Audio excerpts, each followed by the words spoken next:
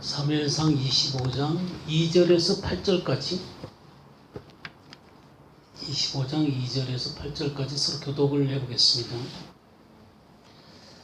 나온에 한 사람이 있는데 그의 생업이 갈멜에 있고 심히 부하여 양이 3,000마리요 염소가 1,000마리이므로 그가 갈멜에서 그의 양털을 깎고 있었으니 그 사람의 이름은 나발이요 그의 아내 이름은 아비가일이라. 그 여자는 총명하고 용모가 아름다우나 남자는 완고하고 행실이 악하며 그는 갈렙 족속이었더라. 다윗이 나발이 자기 양털을 깎는다 함을 광야에서 들은지라. 다윗이 이에 소년 10명을 보내며 그 소년들에게 이르되 너희는 갈멜로 올라가 나발에게 이르러 내 이름으로 그에게 문안하고 그 부하게 사는 자에게 이르기를 너는 평강하라. 내 집도 평강하라. 내 소유의 모든 것도 평강하라. 내게 양털 깎는 자들이 있다함을 이제 내가 들었노라. 내 목자들이 우리와 함께 있었으나 우리가 그들을 해하지 아니하였고 그들이 갈멜에 있는 동안에 그들의 것을 하나도 잃지 아니하였나니. 8절 다 같이 읽겠습니다. 내 소년들에게 물으면 그들이 내게 말하리라. 그런즉 내 소년들이 내게 은혜를 얻게 하라. 우리가 좋은 날에 왔은즉 내 손에 있는 대로 내 종들과 내 아들 다윗에게 주기를 원하노라 하더라 하라. 예, 오늘 이 사무엘상 25장 이게 잘 알죠? 다윗과 아비가일이 그 결혼한 그런 장이죠. 그래서 이 다윗과 아비가일의 로맨스라고 생각을 하기가 쉽습니다. 예, 그렇죠. 그것도 들어있죠. 그래서 이 25장이 성경은 언제나 그 예수 그리스도에 대한 가르침을 담고 있습니다. 그래서 이런 성경들은 모형적으로 이해를 해야만 하는 것입니다. 그러니까 단순하게 이게 다윗과 아비가일의 그 결혼 문제를 다루려고 하는구나 이렇게 생각하면 안 됩니다. 이 속에서 이 모형을 통해서 주님은 굉장히 놀라운 하나님의 진리들을 이 가운데 품고 있다는 것들을 기억하실 필요가 있습니다. 오늘 말씀의 제목은 미련함과 지혜로움입니다. 1945년 8월 15일 날 이때가 우리나라가 해방된 광복절이죠. 그죠? 예. 우리는 그 후에도 6.25를 거치게 되고 그 무서운 가난들이 우리 민족 가운데 있었죠. 또 우리에게 수많은 어려움에도 우리는 다 이것들을 극복하고 세계에서 당당한 주권 국가가 됐습니다. 이 당당한 주권 국가라고 하는 것은 세계 속에서 자신의 위치를 깨닫고 주변 나라들과 협력하고 조화 속에서 함께 자유와 인권 평등을 누리고 또 함께 이 부를 나눠가면서 세계의 번영을 위해 나아가는 나라들이 바로 당당한 주권 국가인 것입니다. 그런데 이번 문정부가 들어서서는 최근에 일본과 적대적인 위치 가운데로 우리나라를 몰아가고 있죠. 그리고 북한과 중국이 이상한 길로 이렇게 나아가고 있는 모습들을 보게 됩니다. 진정한 자유란 다른 이들의 주권을 인정하고 또 한때 잘못한 것들이 있으면 또 서로 용서도 하고 또 서로를 존중하면서 나를 잃지 않고 함께 참된 행복으로 나아가는 것입니다. 이제 우리나라는 또 한 번 자유를 위한 시험대 위에 놓여 있습니다. 우리가 현재 일어나고 있는 난관을 극복해 나아간다면 이 세계 가운데서 당당한 자유민주국가로 영광스럽게 서게 될 것입니다. 그러나 그렇지 않게 되면 독재 공산국가로 변하기가 쉬운 상황에 있게 된 것이죠. 아무튼 하나님께서 우리 민족에게 놀라운 은혜를 베푸시고 또 하나님께서 이 민족을 향한 놀라운 계획이 있다고 저는 믿습니다. 그래서 이 민족을 다시 한번 하나님의 복음을 위한 놀라운 나라로 세워줄 것을 믿고 또 그렇게 기대하고 있습니다. 그러면 우리 영적인 삶도 이와 비슷해요. 8.15 해방과 같이 우리 인생에서 죄에서 용서받고 해방받은 날이 있었어요.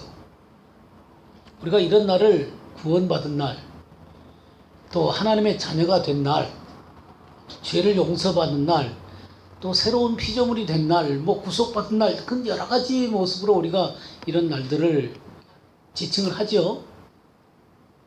구원의 기쁨이 있습니까? 주님이 나를 구원하셨다. 내 모든 죄들을 용서하신 날이 있었다. 믿으십니까? 네. 구원의 기쁨과 감격을 누리는 우리에게 또 하나의 문제가 나타나게 되는데 그것은 우리의 육신의 문제입니다. 하나님 없이 살던 나의 자아가 자신의 주권을 내려놓지 못하고 참된 주인이신 예수 그리스도와 계속 다투는 것입니다.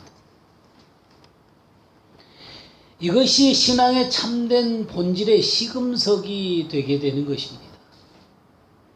어떤 이들은 자신의 육신의 틀을 벗어 던지고 말씀과 성령으로 이끌리는 삶을 살아갑니다.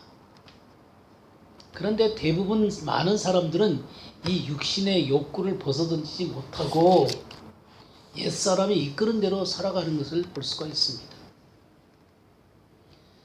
성경은 옛사람에게 이끌려 살면서 주님 오심을 맞이하는 준비를 하지 않는 자를 미련한 자라 그러는 것입니다. 그러나 자신의 육신이 십자가에 못 박혔음을 인정하고 하나님의 말씀에 순종하면서 성령을 따라가는 삶을 살아가는 이들이 있는데 그럼 이 사람들은 어떤 사람들이? 지혜로운 사람들이. 오늘 우리는 사무엘상 25장을 통해서 이 두 부류의 사람의 모습을 분명하게 볼 수 있을 것입니다. 오늘 우리는 이 성경의 내용을 다루면서 모형적으로 성경을 풀어가도록 하겠습니다.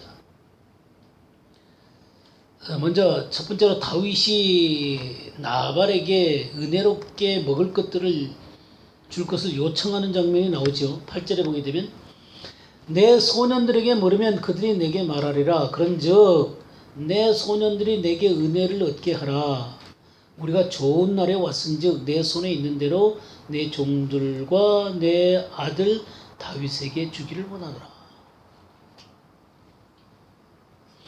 이 다윗은 나발의 집에 굉장히 선대를 했습니다. 7절에 보게 되면 내가 양털 깎는 자들이 있다함을 이제 내가 들었노라. 내 목자들이 우리와 함께 있었으나 우리가 그들을 해하지 아니하였고 그들이 갈멜이 있는 동안에 그들의 것을 하나도 잃지 않았다. 그러니까 이 나발의 양떼 치는 사람들 곁에 다윗이 있음으로 말미암아 어떤 도둑이라든가 또 이 강도라든가 그런 사람들이 이 나발의 양떼들에게 침범할 수가 없었어요. 이 다윗이 강건하게 지키고 있었기 때문이죠. 15절도 좀 보겠습니다. 우리가 들에 있어 그들과 상종하는 동안에 그 사람들이 우리를 매우 선대하였으므로 우리가 다치거나 잃은 것이 없었으니 우리가 양을 지키는 동안에 그들이 우리와 함께 있어 밤낮 우리에게 담이 되었습니다. 그래서 이 아비가일에게 이 양떼들 치던 사람들이 이렇게 얘기를 하는 거예요. 그들이 우리한테 굉장히 선대를 했습니다. 그래서 우리에게 담이 돼갖고 하나도 해를 받은 것이 없습니다. 21절에도 보게 되면 다윗도 얘기를 하죠.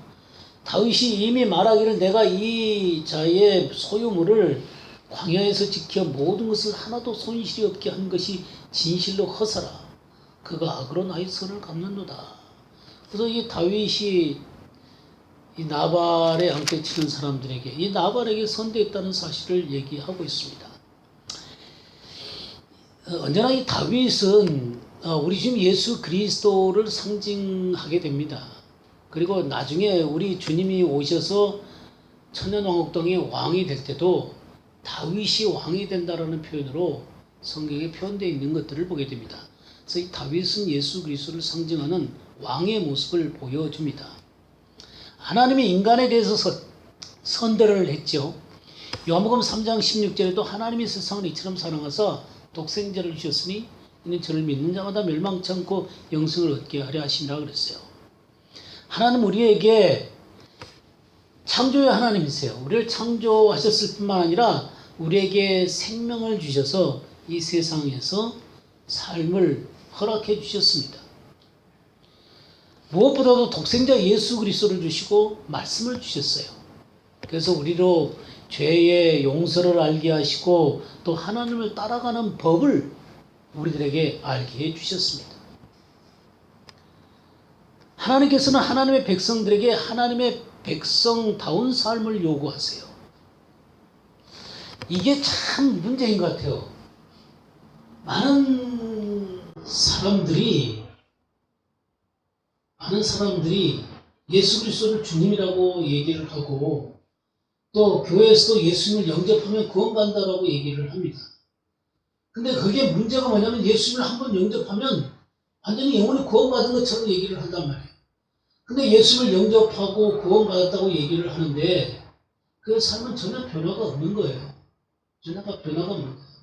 그러니까 내가 예수 그리스도를 믿고 하나님의 자녀가 되고 하나님의 백성이 됐다는 얘기는 그래서 구원을 받았다고 하는 증거는 뭐냐면 내가 예수 그리스도를 믿음으로 말미암아 예수 그리스도를 주님으로 모셨기 때문에 내 삶에서 예수 그리스도의 주님 되심이 드러나야 되는 것입니다. 그리고 내 삶이 하나님의 백성다운 모습으로 살아가야 하는 것입니다. 근데 많은 사람들이 예수님을 믿었다 그러는데 전혀 그 삶 자체가 예수 그리스도를 믿는 사람으로서 하나님의 백성다운 삶을 살지 않는다는 것이죠. 이게 굉장히 중요한 시금석입니다. 말씀이 삶이 되고 성령께서 다스리는 삶이 되어야 하는 것이죠. 자기가 극복이 되고 말씀이 자신 속에 풍성히 거하면서 성령의 열매를 맺어야만 한다는 것입니다. 그들 속에서 봉사나 사역이나 전도 이것이 먼저 강조가 돼가지고 내가 예수 그리스도를 믿었으니까 이제 전도도 해야 되고 또 사역도 해야 되고 봉사를 해야 되고 그런 것들을 가르친단 말이에요. 이게 궁극적으로 틀린 말은 아닙니다. 그렇지만 내 자신 속에 하나님의 말씀이 말씀답게 새겨지고 내 인격이 변모해 가면서 또 성령을 따라가는 살아가는 이 삶의 모습이 형성이 돼야만 이런 것들이 가치가 있어지게 되는 것입니다. 근데 이런 것은 열심히 하는데 집에 돌아와서 사는 삶의 모습은 전혀 말씀이 그들의 지배하지도 않고 성령이 지배하지도 않고 그들의 모습은 화내고 신경질 내고 그냥 또 뭐 자기 욕심대로 모든 것들을 행하고 또 그 가치관 자체가 하나님의 나라와 영광이 아니라 잘 살고 잘 먹고 살아가는 그런 모습으로 전혀 변화되지 않는 그런 가치관으로 살아가고 있는 이런 모습은 잘못된 것입니다. 하나님의 말씀을 이용하거나 성령을 수단으로 생각해서 권능을 행사해서 다른 사람을 구원한다는 식으로 생각을 한다 그런 얘기예요. 그러나 성령은 그리고 하나님의 말씀은 수단이나 방법이 아니에요. 그것은 내게 생명이 돼야 되고 내 인격이 돼야 되고 내가 하나님과 나의 관계를 정말 깊이 함으로 말미암아 그런 것들이 나를 주장하는 삶이 되어져야만 하는 것입니다. 우리는 예수 그리스도와 우리의 관계를 포도나무와 가지 관계로 얘기를 합니다. 이게 진정으로 내 속에서 예수 그리스도가 거하심으로 말미암아 내가 많은 열매가 맺는다고 하시는 이 하나님의 말씀은 나는 포도나무여 너희는 가지니 저가 내 안에 내가 저 안에 있으면 이 사람은 과실을 많이 맺는다. 그럴 때 이 거한다라는 이 표현이 어떤 것이냐면 우리 예수 그리스도를 믿음으로 하나님과 우리가 이렇게 붙어있게 되게 되는 것이잖아요. 이 붙어 있어서 이 열매를 맺기 위해서는 어떤 일들이 되어져야 되냐면 가지치기가 되어야 되는 것입니다. 그러니까 가지치기를 안 하고 그대로 놔두면 이거는 온 쓸모없는 열매들만 엄청 맺혀지게 되고 진정한 열매를 맺을 수가 없어요. 진정한 포도나무에 붙어있는 가지가 아니다 그런 얘기예요. 가지치기를 해줘야 되는 것입니다.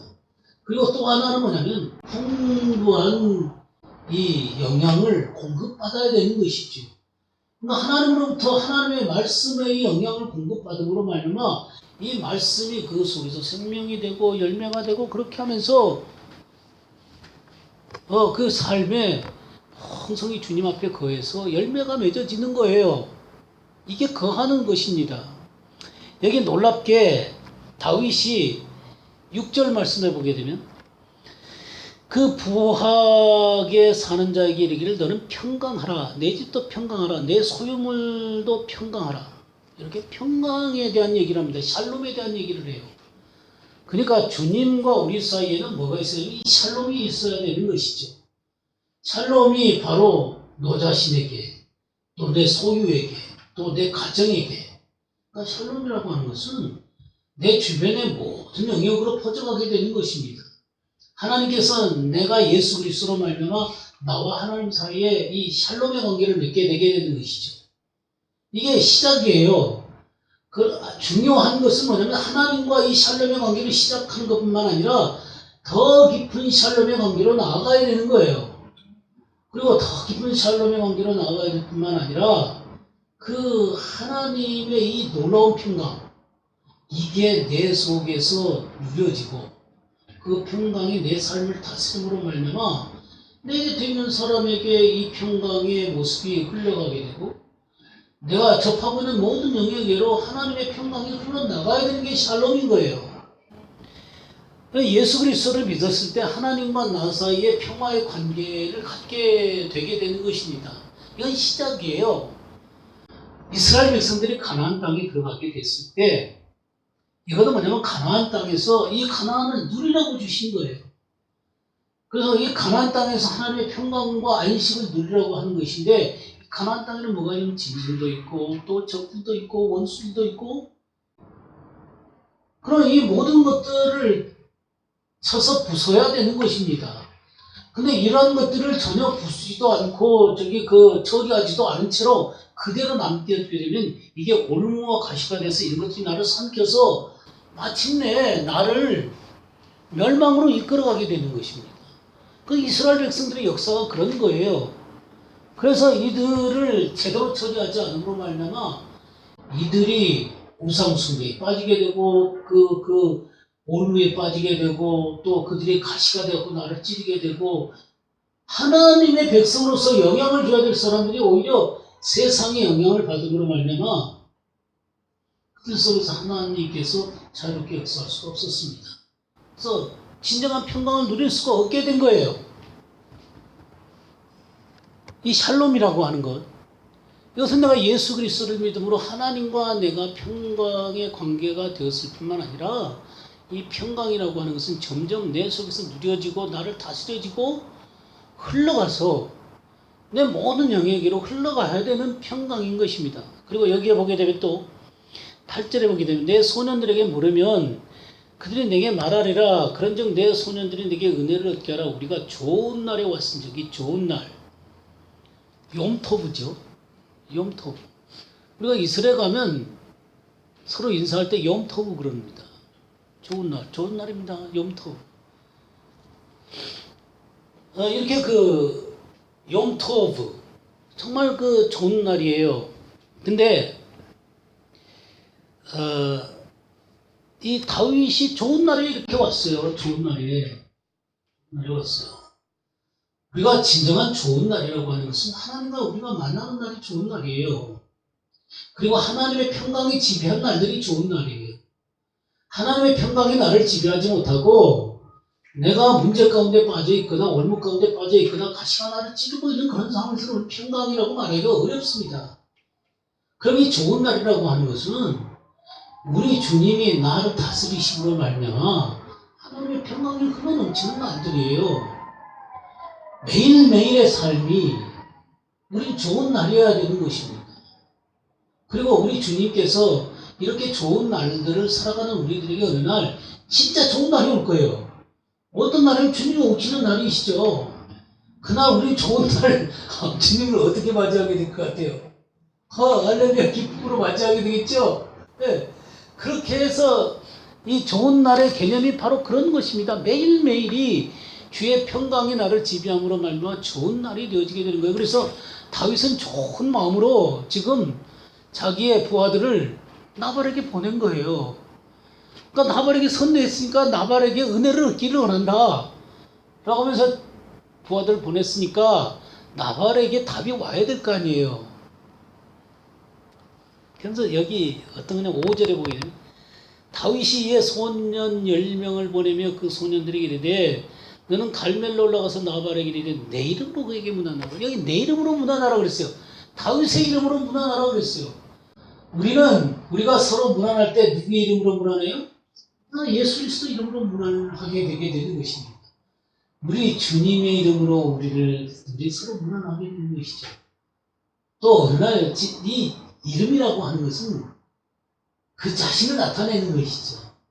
그리고 그 권세를 나타내게 되는 것이고 그의 명예를 나타내게 되는 것이고 그의 권능을 나타내는 것이에요. 그러니까 이름이라고 하는 것은 그를 대표하는 것입니다.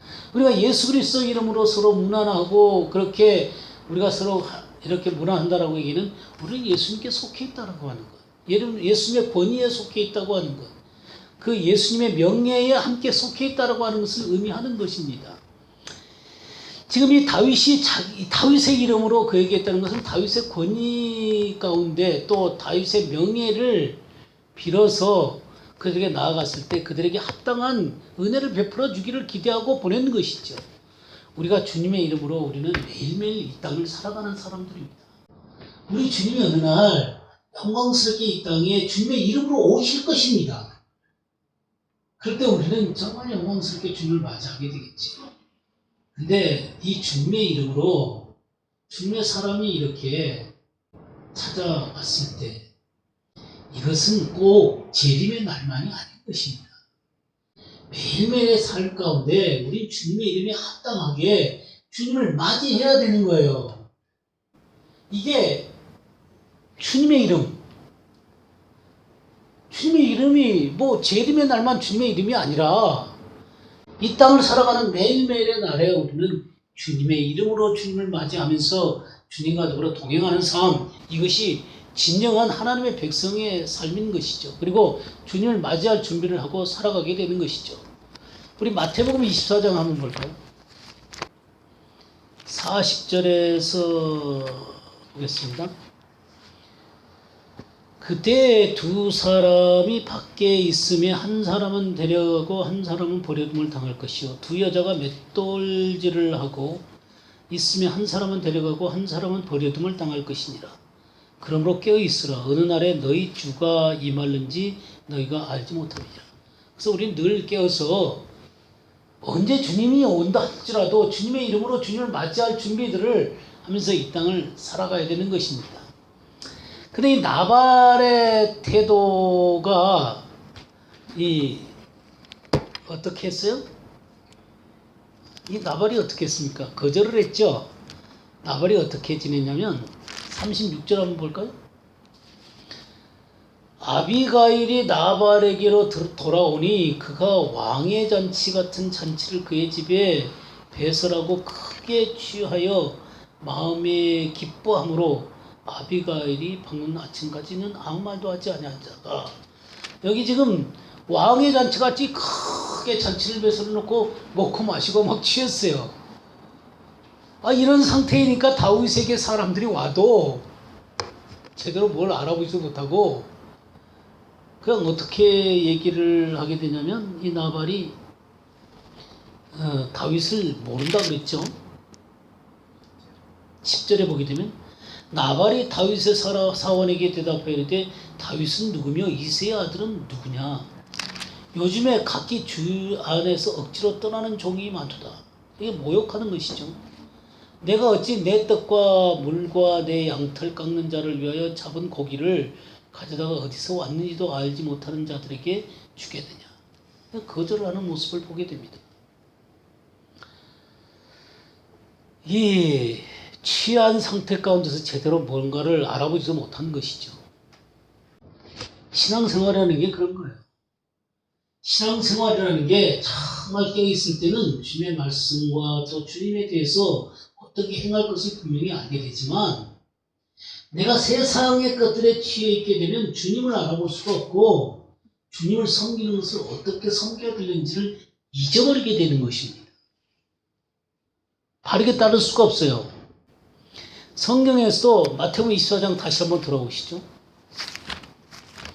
마태복음 24장을 보게 되면 이 미련한 종들에 대해서 뭐라고 얘기하냐면 48절 이하를 좀 보죠. 만일 그 악한 종이 마음에 생각하기를 주인이 더디 오리라 하여 동료들을 때리고 술 친구들과 더불어 어떻게 해요? 먹고 마시게 되면 생각하지 않은 날 알지 못하는 시각에 그 종의 주인이 이르되 엄히 때리고 외식하는 자가 받는 벌에 처하리니 거기서 슬피 울며 이를 가리라. 이렇게 먹고 마시고 취한 상태 가운데서 정말 주님을 바르게 섬기지 못하는 이 종을 미련한 종이다라고 얘기를 하고 있고 악한 종이다라고 얘기를 하고 있는 것입니다. 그래서 여러분들이 이 마태복음 25장을 보게 되면 첫 번째가 뭐예요? 열천의 비유가 나오죠. 바로 이 다음 장이에요. 그러니까 주님이 오시는데 기름을 준비한 처녀를 지혜로운 처녀다 그랬고 이 그릇에 이 기름을 준비하지 못한 처녀를 미련한 처녀다 그랬어요. 그러니까 이 미련한 처녀가 기름이 없어갖고 주님이 온데도 불구하고 기름 사러 갔다가 오니까 어떻게 해요? 문이 닫히고 바깥 어두운데 이렇게 쫓겨나는 모습을 보게 되는 것입니다. 이게 미련한 자들이에요. 성경에 미련하고 이 어리석음에 대해서 또 이런 표현들을 하잖아요. 반석 위에 집을 지은 사람과 모래 위에 지은 사람이 있는데 이 모래 위에 집을 짓는 사람 보고 어리석은 자, 미련한 자다라고 얘기하고 있습니다. 이 사람들을 표현해서 뭐라 하냐면 주의 말씀을 듣고 지키지 않는 자는 모래에 지은 집에 짓는 어리석은 사람 같다고 했어요. 그래서 참다웠게 이 미련이라고 하는 문제는 뭐냐면 참다웠게 하나님의 말씀을 듣고 그의 삶에 옮겨놓는 사람이 아니라 듣고 지키지 않는 사람이야. 듣기는 들어요. 들었을 때 아멘 한단 말이에요. 아멘이라는 게 뭡니까? 믿습니다라는 거잖아요. 은혜 받았다라고 하는 게 그 은혜가 내 삶에 임해서 내가 하나님의 말씀 앞에 응답하고 지키도록 이끌어가는 게 은혜잖아요. 은혜 받았다는 소리를 하고 아멘을 한단 말이에요. 주님하고 얘기를 한단 말이에요. 근데 성경에 뭐라 그래요? 나더러 주여 주여 하는 자마다 다 천국에 들어갈 것이 아니다 그랬어요. 그러니까 예수님을 주님이라고 부르는 사람이라고 해서 주님이 그를 천국에 집어넣는 거 아니에요. 여기 주여 주여 그랬단 말이에요. 한 번 부른 게 아니라 어떻게 했어요? 주여 주여 그랬단 말이에요. 그 얘기를 계속해서 주님이라고 부른다는 얘기예요. 그러니까 계속해서 주님으로 부른다 할지라도 이 불법을 행하는 자들아 내가 너희를 도무지 못하니 나를 떠나가라 그랬단 말이에요. 거기에 하나님의 말씀을 지키는 것이 진정으로 주님을 부르는 길이다 그런 얘기죠.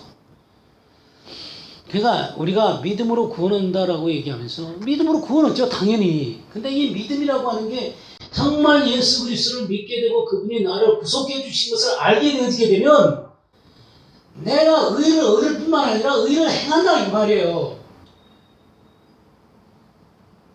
근데 이 하나님의 말씀을 지키지 않고 주님 주님하고 부르면서 내가 예수 그리스도를 주님으로 불렀기 때문에 예수님을 영접했기 때문에 나는 지옥에 가지 않고 난 천국에 간다고 얘기하는데 성경이 언제 그렇게 얘기하냐고요.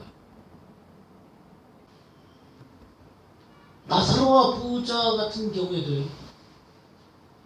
그 나사로와 부자의 모습을 볼 때도 그 부자는 호환하게 연혈을 베푸면서 살잖아요.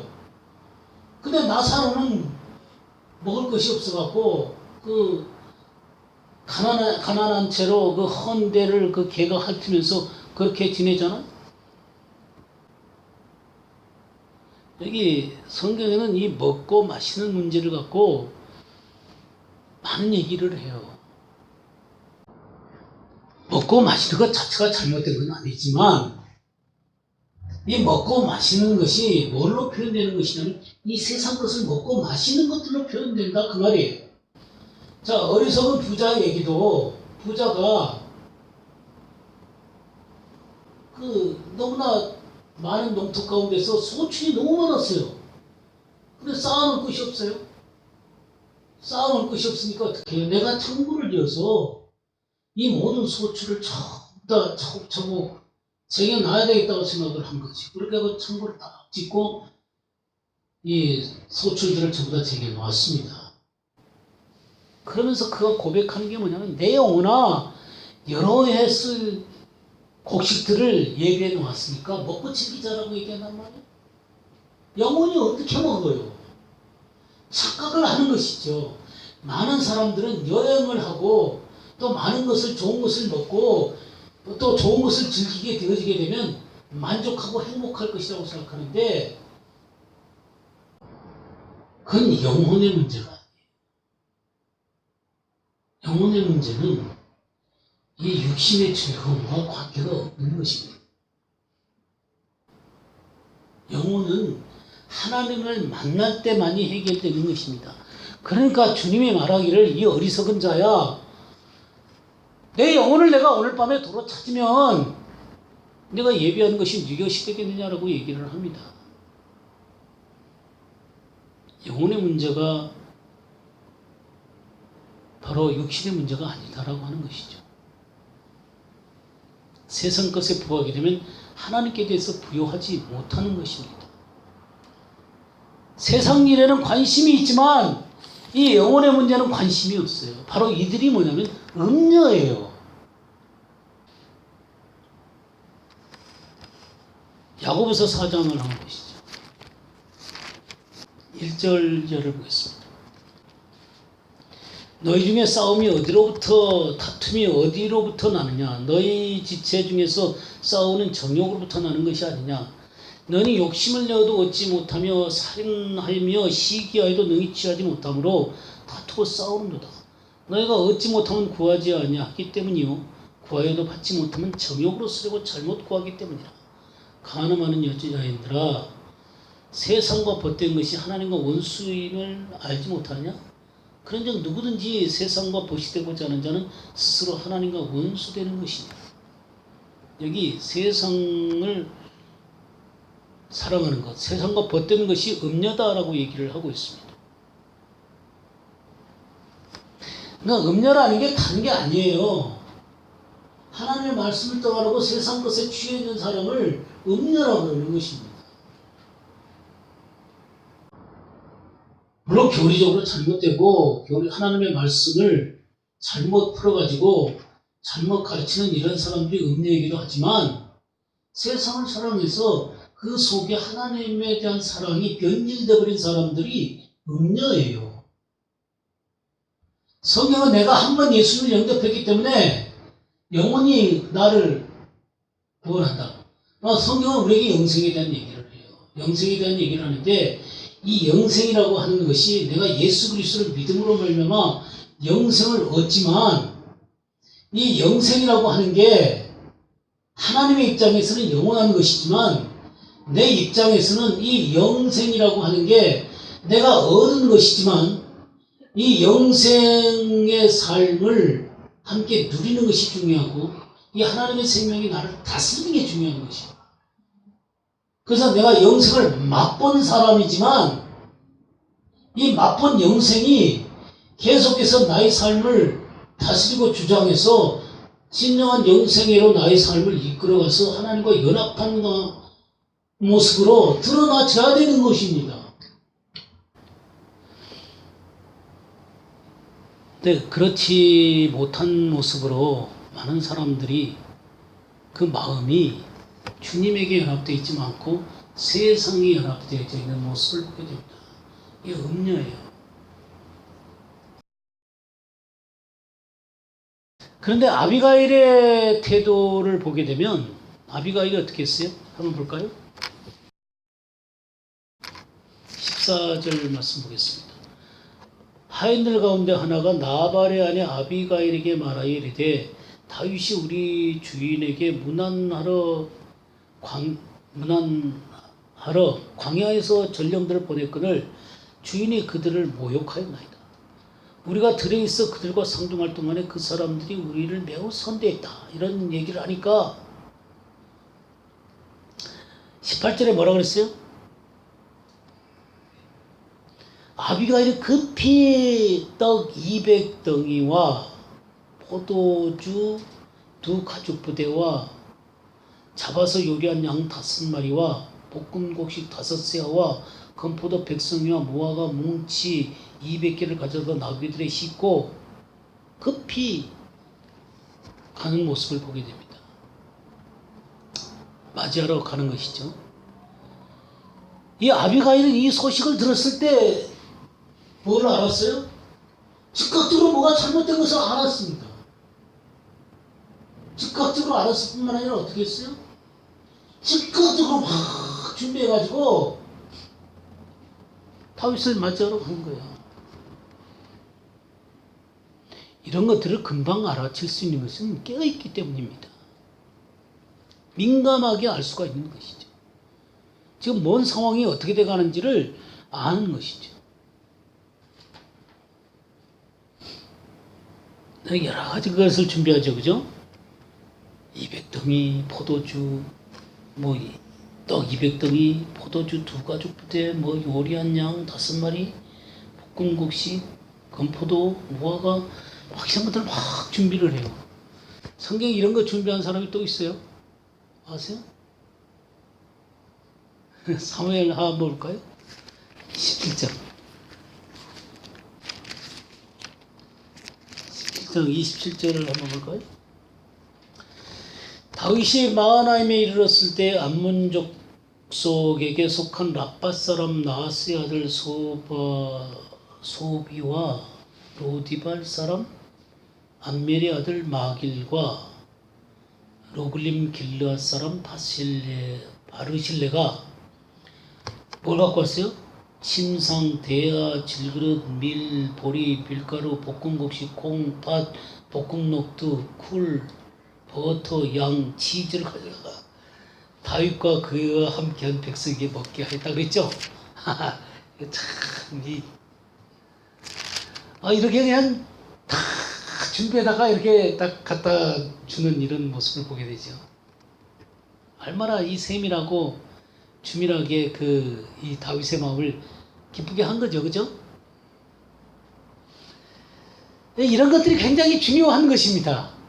이렇게 깨어있는 사람들은 주님에게 어떻게 내가 주님을 섬겨야 될까 생각을 하게 되겠죠. 이런 아름다운 마음을 갖고 있는 것이죠. 자, 그래서 딱 다윗을 만나니까 어떻게 했어요? 아비가일이 23절 보세요. 아비가일이 다윗을 보고 급히 나귀에 내려 다윗 앞에 엎드려 그의 얼굴을 땅에 대니라 그랬죠. 땅에 딱 엎드려졌어요. 이 엎드린다는 말이 나팔이란 말이에요. 나팔이란 말인데 떨어지다, 죽다 그런 의미를 갖고 있어요. 그러니까 이 엎드려지는 것은 자기를 죽이는 거예요. 자기를 죽고 탁 엎드려져가지고 자기를 무너뜨리는 것입니다. 교만한 자에게는 하나님이 대적하시지만 겸손한 자에게는 은혜를 베푸시죠. 이렇게 엎드려집니다. 진정으로 주님을 맞이하는 사람들은 이렇게 엎드려지는 사람이죠. 자기가 죽는 사람이에요. 그래서 24절에 그가 다윗 발에 엎드려 이르되 내 주여 원하건대 이 죄악을 나 곧 내게로 돌리시고, 여기 죄에 대한 고백을 하게 되는 것이죠. 그러면서 자기의 잘못을 고백을 합니다. 그럴 뿐만 아니라 이 아비가일이 이제 쭉 그 다윗에게 고백을 합니다. 무슨 고백을 하냐면 다윗이 어떤 사람이며 지금의 이 이스라엘의 역사가 어떤 상태에 있는가, 그리고 결국 다윗을 하나님께서 왕으로 세운 것에 대한 고백을 합니다. 그러니까 이 여자는 깨어있기 때문에 이 상황 속에서 다윗이라는 사람을 제대로 알아봤고 이 사울이라는 사람을 하나님이 폐하셨고 그리고 결국 다윗이 왕이 될 것에 대한 이런 것들을 믿음으로 바라보고 있는 여인이에요. 그러면서 다윗에게 왜 이 악한 자를 죽여갖고 보복하심으로 말미암아 개인적인 이 보복을 해서 왜 그 영광스러운 이름에 누를 끼치려고 하십니까? 다윗 당신은 악한 일이 하나도 없는 분 아니십니까? 그리고 하나님의 생명사계 안에 감춰져 있는 그런 분 아니십니까? 그런데 이렇게 나발에게 보복하심으로 말미암아 그런 누를 그냥 남겨놓지 마시기 바랍니다. 이게 아비가일의 고백이죠. 그러니까 이 얘기를 듣는 다윗은 뭐예요? 그냥 마음이 녹은 거예요. 마음이 녹은 거예요. 우리가 주님에게 이렇게 마음을 녹이는 얘기를 좀 잘했으면 좋겠어요. 주님의 이름을 높이고 정말 주님 마음에 그냥 흡족하도록 내가 고백을 하는 그런 삶이 되고 그런 삶이 되면 너무 좋겠죠. 이 아비가일이 그렇게 했어요. 그렇게 하니까 그렇게 하면서 뭐라는 얘기를 하냐면 31절 한번 보세요. 내 주께서 무죄한 피를 흘리셨다든지 내 주께서 친히 보복하셨다든지 함으로 말미암아 슬퍼하실 것도 없고 내 주의 마음에 걸리는 것도 없으시리니 다만 여호와께서 내 주를 후대하실 때에 원하건대 내 주의 여종을 생각하소서. 이 생각이라는 게 자칼이라는 것 우리 공부한 거 기억나세요? 자칼 기억하다. 누구를 기억했어요? 한나를 기억했죠. 하나님의 한나를 기억해서 사무엘을 주셨죠. 이렇게 하나님이 기억하는 사람. 그리고 이 자칼이라는 말이 남성이 되다 그런 말이었죠. 그러니까 성숙한 사람이 돼요. 성숙한 사람. 정말 이렇게 깨어있는 사람은 바로 성숙한 사람들이에요. 그래서 하나님 나를 기억해 주시기 바랍니다.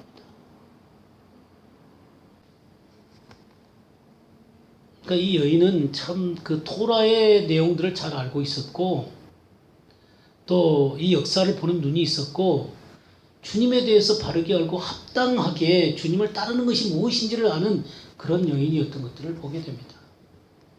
자, 성경의 지혜로운 종의 모습을 한번 볼까요? 누가복음 12장 한번 보겠습니다. 12장 35절부터 보게 되면 허리에 띠를 띠고 등불을 켜고 서 있으라. 너희는 마치 그 주인이 혼인집에서 돌아와 문 두드리며 곧 열어주려고 기다리는 사람과 같이더라. 주인이 와서 깨어있는 것을 보면 그 종들이 복이 있으리로다. 이렇게 주님이 오실 것들을 이렇게 맞이하려고 준비하고 있는 여인을 보게 되죠. 허리에 띠를 띠라는 것은 이 전신갑주를 입었을 때 진리의 허리띠를 떼는 것을 얘기하는 것이지 않습니까? 그리고 이 등불을 켠다라고 하는 얘기는 하나님의 말씀에 등불을 이렇게 켜는 것이죠. 흑암을 밝히는 거예요. 그러니까 영혼의 하나님의 말씀을 공부하고 그 말씀을 듣고 그 말씀이 내 속에서 역사함으로 말미암아 어둠들을 이렇게 제거를 한 것이죠. 눈이 밝아진 거예요. 하나님의 세계를 볼 수 있는 그런 상태가 된 것이죠. 서 있으라. 이 서 있으라는 것은 에임이란 말이에요. 이 에임이라는 말은 어떤 것이냐면 어떤 위치에 합당하게 있는 것을 의미하는 것입니다. 그러니까 지혜로운 종으로 합당하게 자신의 위치를 지키는 모습이에요. 지속적으로 그 위치 가운데 서 있는 것입니다. 허리띠를 띠고 등불을 켠 상태로 계속해서 그것을 유지하는 하나님의 사람을 얘기하는 것입니다. 이렇게 주님 앞에 깨어있다라는 모습의 또 하나의 표현은 어떤 것이냐면 거기에 42절 한번 봐보세요. 주께서 이르시되 지혜 있고 진실한 청지기가 되어 주인에게 그 집 종들을 맡아 때를 따라 양식을 나누어줄 자가 누구냐. 주인이 이럴 때 그 종이 그렇게 하는 것을 보면 그 종이 복이 있으리로다. 그러니까 깨어있는 것이 허리에 띠를 띠고 또 등불을 켜고 서 있는 주님을 맞이하려는 이런 자세와 더불어 그 하나님의 집에 있는 사람들에게 때를 따라 양식을 나누어 주는 자다. 그러니까 주님에 끼어 있으면은 이렇게 자신이 끼어 있을 뿐만 아니라 또 다른 하나님의 사람들이나 영혼들에게 하나님의 말씀의 양식을 나누어 줘서 그들로 끼어 있도록 함께 세워가는 사람인 것들을 보게 됩니다. 우리가 그 시편 126편에 한번 볼까요? 126편 5절 6절 보겠습니다.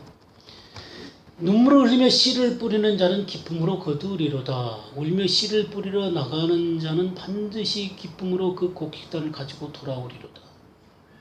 여기 5절 6절이 똑같은 것처럼 보이지만 조금 달라요. 근데 이 126편이라는 게 1절에 보게 되면 여호와께서 시온의 포로를 돌려보내실 때에 우리는 꿈꾸는 것 같았도다. 그러니까 시온의 포로가 돌아온다는 얘기는 하나님의 나라가 완성된다는 얘기예요.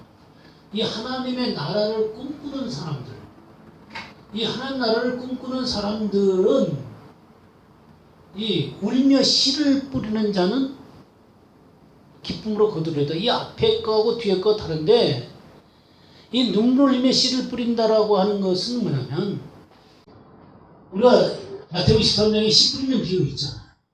그러니까 하나님의 말씀의 씨를 좋은 땅에 뿌리는 거예요. 좋은 땅에 뿌리는 사람들은 결실을 하게 됩니다. 이건 나에 대한 문제예요. 그러니까 내 속에 이 좋은 씨를 뿌림으로 말미암아 울면서 눈물 흘리면서 왜냐하면 좋은 땅을 만들기 위해서는 내가 부서지고 내가 무너져야만 내가 고통 속에서 부서져 가야만 이 좋은 땅이 되는 거거든요. 그리고 결실이 맺어지게 되는 것이거든요. 그래서 이 울며 씨를 뿌리게 되는 것입니다. 그러나 이 6절은 조금 달라요. 울며 씨를 뿌리러 나가는 자는 반드시 기쁨으로 그 곡식단을 가지고 돌아오리로다. 그러니까 자기가 뿌려졌을 뿐만 아니라 이제 다른 사람에게 나아가서 눈물을 흘리면서 씨를 뿌리는 거예요. 그랬을 때 곡식단을 가지고 돌아오게 되는 것입니다. 그러니까 우리가 좌우의 날선검 그랬잖아요. 좌우의 날선검 그럴 때 이 양날의 선 것은 뭐냐면 먼저 나를 찌고 다른 사람을 찌르는 거죠. 그죠? 그러니까 먼저 내가 주님 앞에 울며 씨를 뿌리고 나를 처리하게 될 때 다른 사람을 세우는 일들을 하게 되게 되는 것이죠.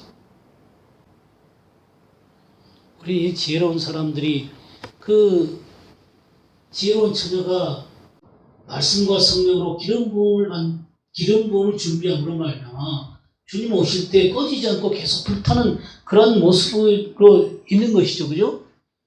반석 위에 지은 그 지혜로운 사람은 하나님의 말씀을 듣고 지키는 자인 것이죠. 그래서 아까 나사로 얘기를 했는데요.